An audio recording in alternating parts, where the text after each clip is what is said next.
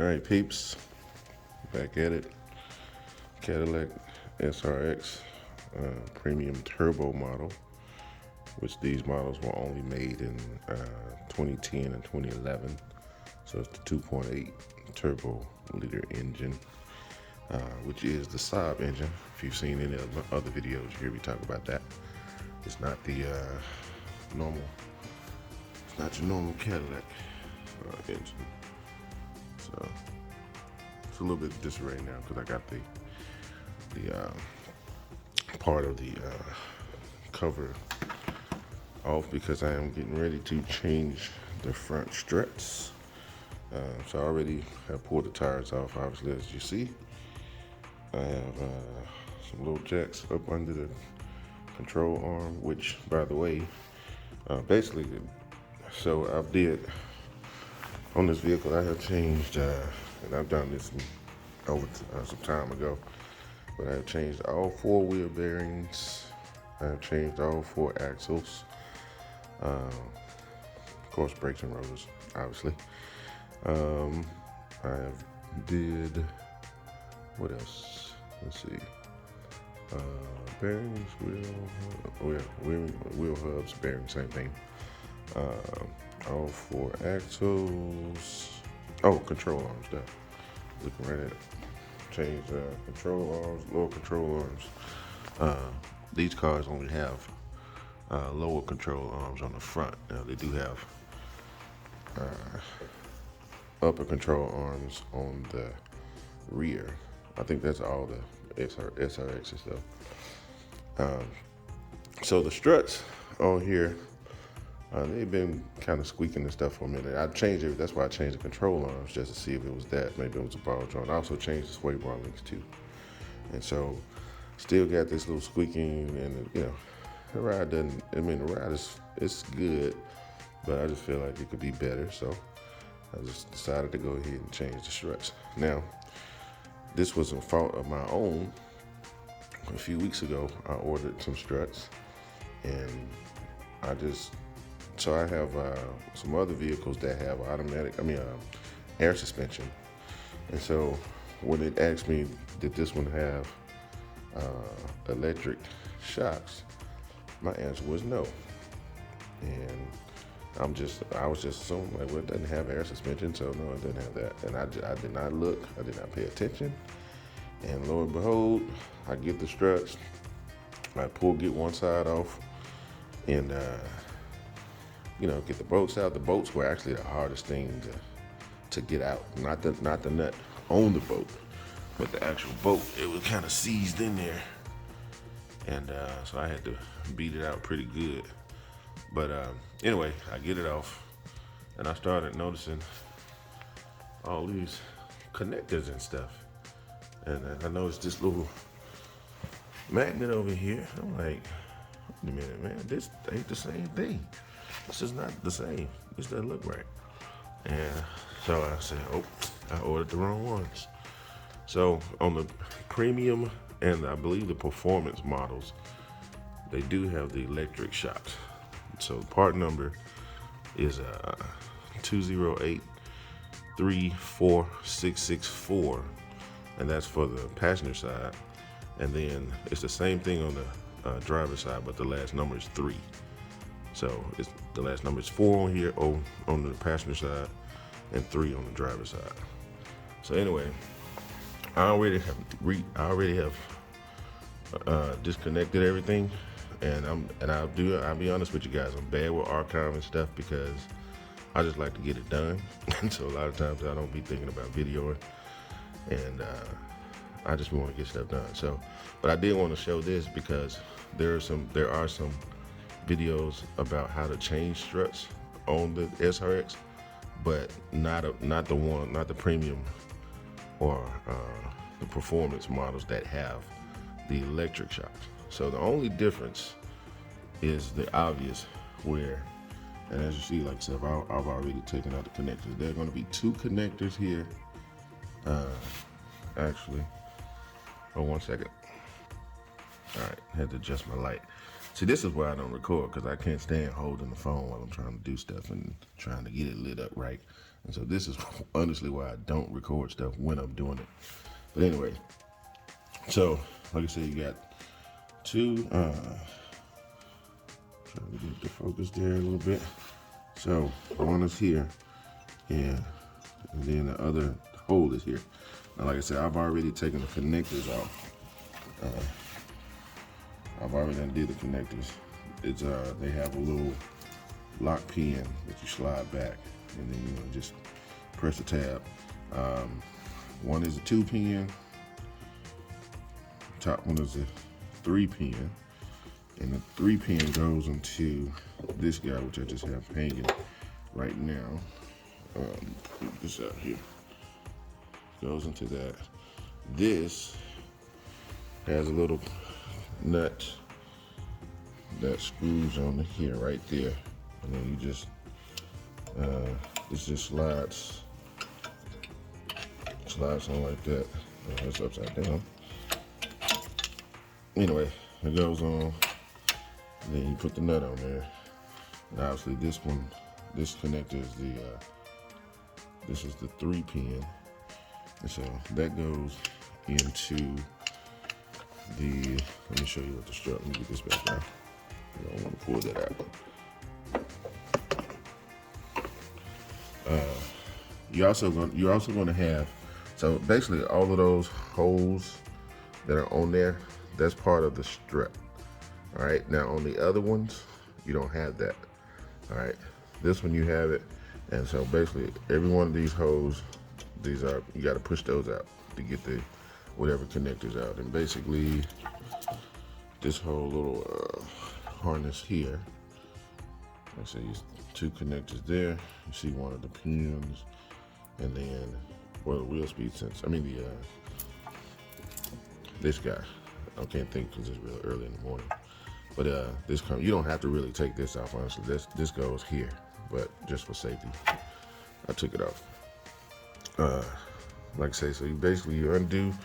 First thing you want to undo is you have to undo that top nut for the sway bar link, and that's a 18 if I'm not mistaken. I hadn't started yet, but I believe it's an 18 because, like I said, I recently just changed those. I took a bungee cord. Oh, getting old, people. I took a bungee cord and just wrapped it around the rotor and the knuckle, basically. So, because honestly, it's those two huge bolts, and then those nuts are 24 millimeter. And then you got this one up here, and that's a 24. And so my ideal is take this one off first, and then come down, take the two off, and it's just gonna fall right out. And so I got the rotor tied down so that the knuckle doesn't flip over and pull the axle out and all that good stuff.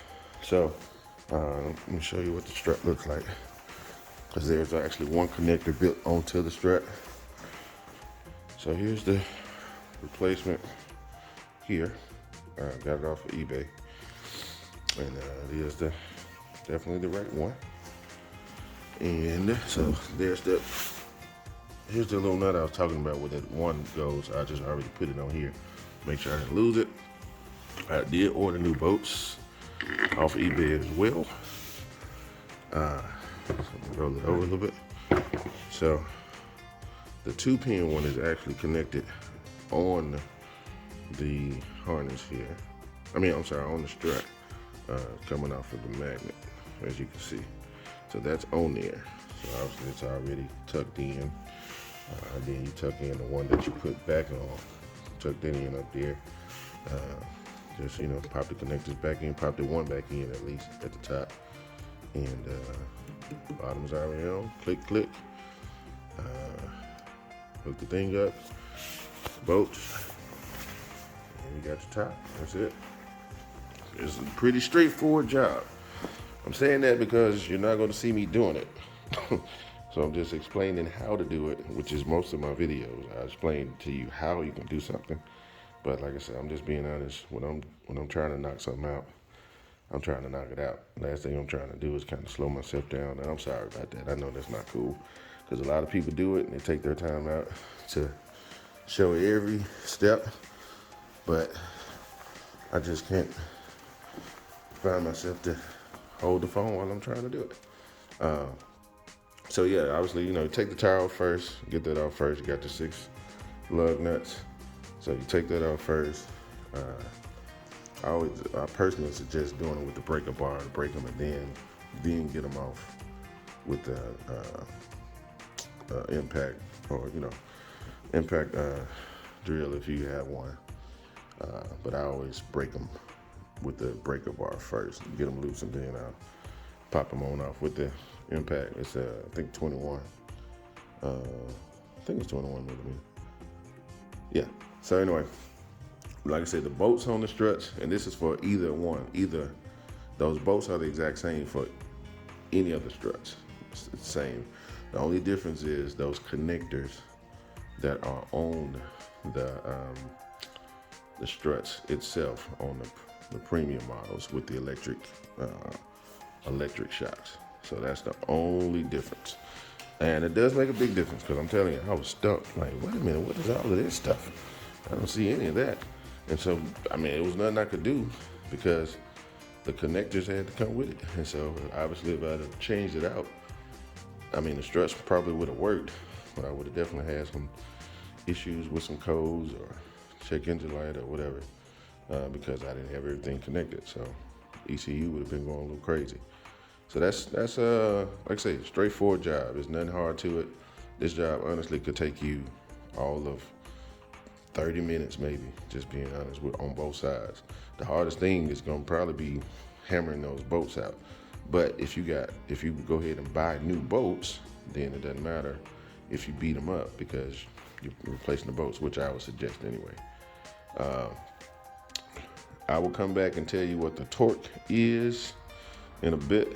So I'm gonna pause this here, and but I'll get back to you as far as what the torque is for everything.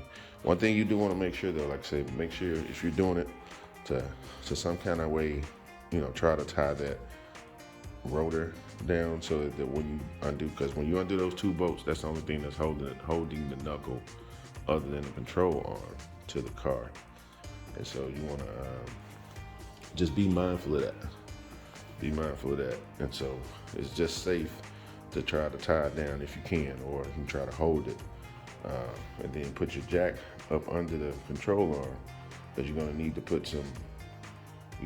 the weight of the car, so to speak, on the control arm when you're putting the new strut back on, because otherwise you won't be able to line it up.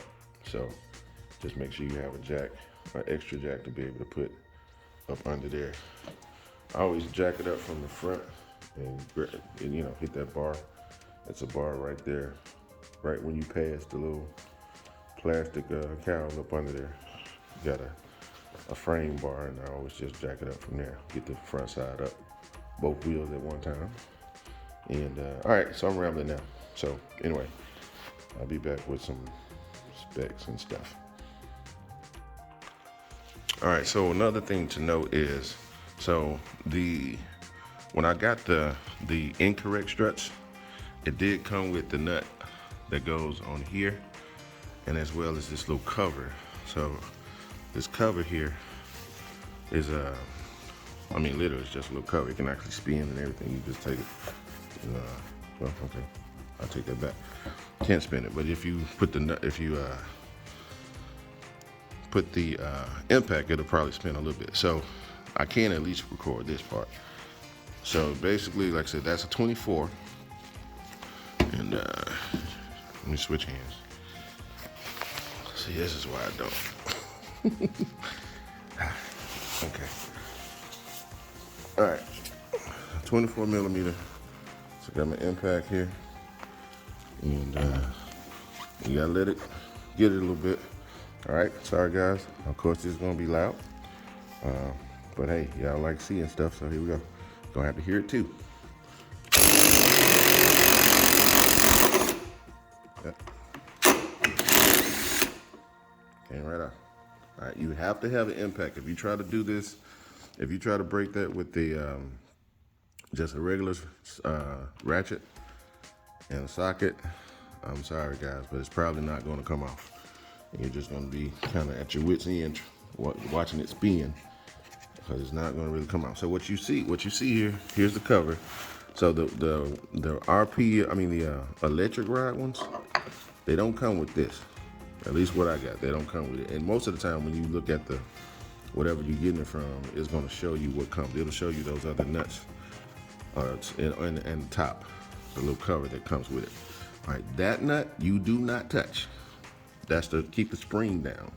That's to keep the spring, the actual coils, the springs on the shock itself. So you do not touch that. All right. So let me reiterate. You take the first one off, which is in here, and I'm gonna just put it here. So that's the first nut. You take that off. Do not touch that guy at all. All right. Please remember that. But that's what it'll look like once you take it off. And then obviously you can just reuse that cover and that nut.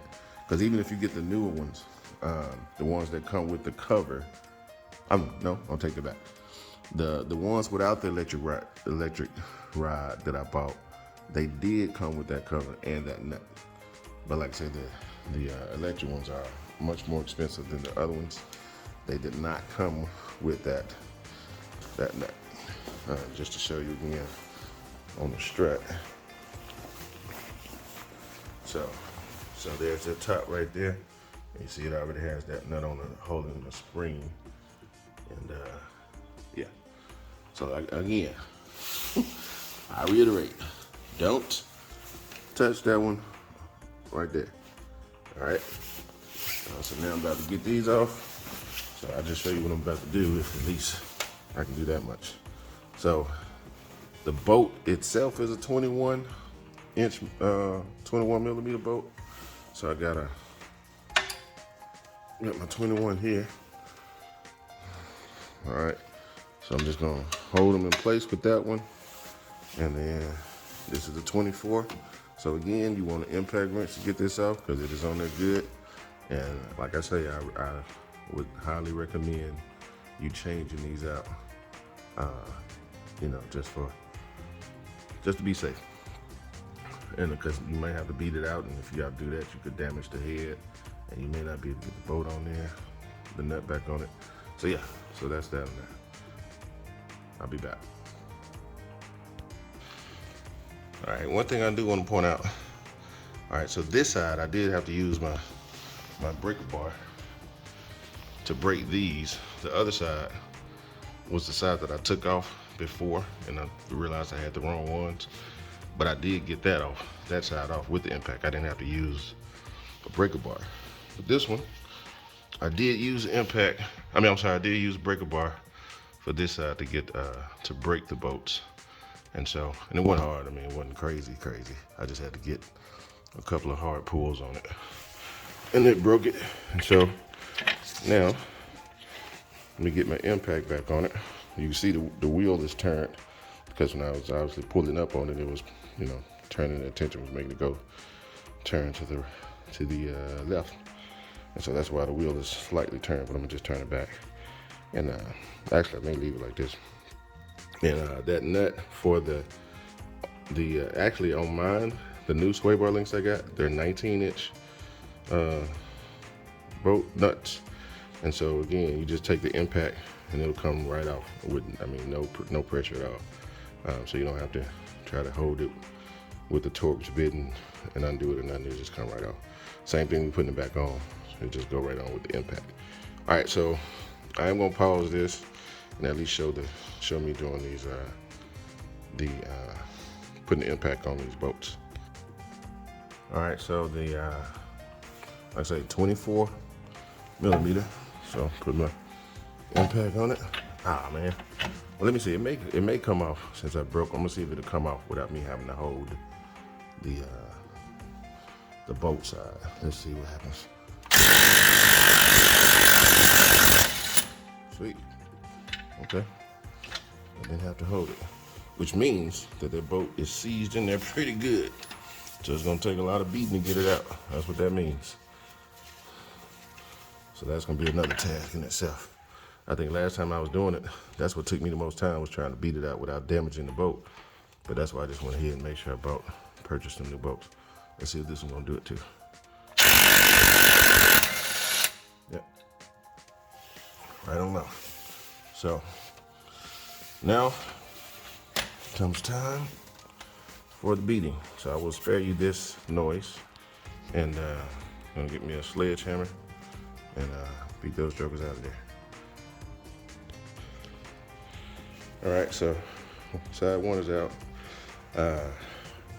Top bolt came straight out. I think I got a good three hits on there. He jumped right out. The bottom one was seized in there a little bit, so I used the punch, got him out. So it probably took about maybe 10 hits to get that one out. And there's the old strut.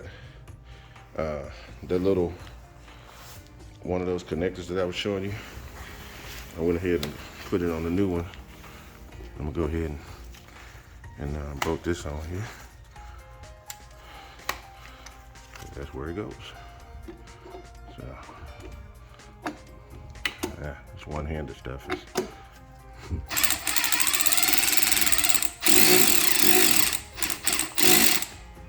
One on crooked. So it's always.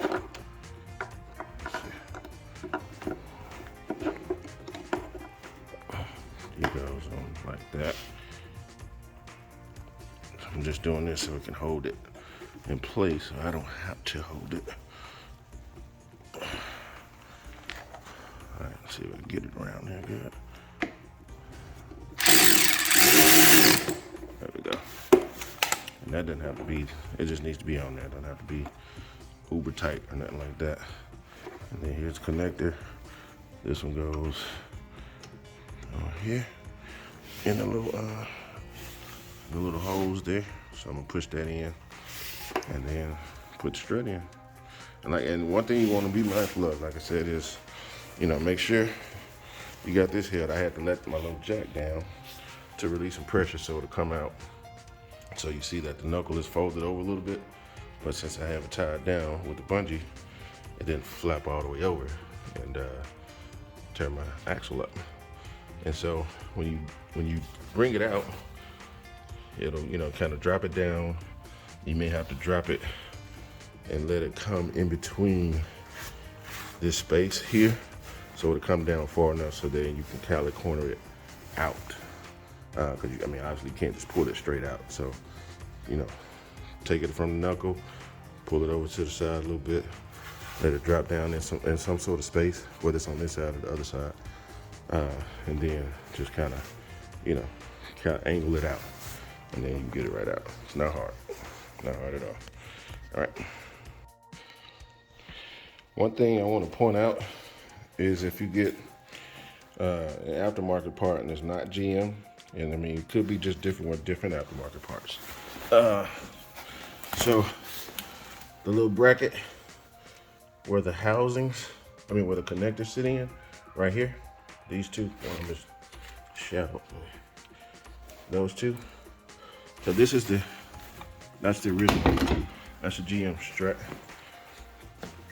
On these newer ones, it's not wide, and so you cannot get the actual female side coming from the car. You can't get that through there. So basically what I just did was I just slid the connectors off, slid the connector off with this little bracket, and just push it through and zip tied it.